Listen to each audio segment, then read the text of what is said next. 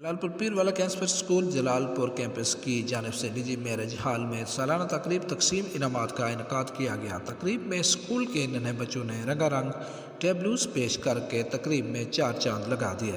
تقریب کے مہمان خصوصی کی جانب سے اسکول میں نمایاں پوزیشن حاصل کرنے والے بچوں میں انعامات تقسیم کیے گئے۔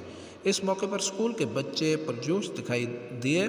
تقریب کے مہمان خصوصی ماہر تعلیم خالد محمود انصاری نے خصوصی خطاب کیا اور تعلیم حاصل کرنے پر خوب روشنی ڈالی، جبکہ اسکول کے منیجنگ ڈائریکٹر سعد محمود کا کہنا تھا کہ سالانہ تقریب تقسیم انعامات میں رنگا رنگ پروگرامز پیش کر کے جہاں اسکول کے ننھے بچوں میں چھپی صلاحیتیں اجاگر ہوئی ہیں، وہیں پوزیشن حاصل کرنے والے بچوں کی بھی خوب حوصلہ افزائی ہوئی ہے۔